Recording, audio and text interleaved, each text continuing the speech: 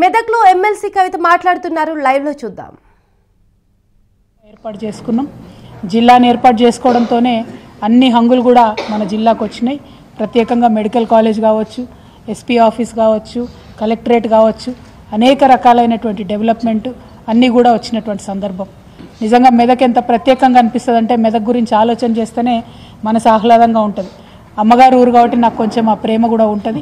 మరి మెదక్ అనగానే ఒక పక్క మంజీరా, ఇంకో పక్క ఏడుపాయల దుర్గమ్మ, ఇంకొక పక్క చర్చు, అసలు ఒక మత సహనశీలత అన్నది పరిడవిల్లేటటువంటి ప్రదేశంగా పెద్ద సంఖ్యలో మరి ముస్లిం సోదరులు ఒక మత సహనానికి చక్కటి నిదర్శనంగా చెప్పాలంటే అది మెదక్ పట్టణం మన తెలంగాణలో నిలబడుతుందని చెప్పి మనస్ఫూర్తిగా నేను తెలియజేస్తూ ఉన్నాను.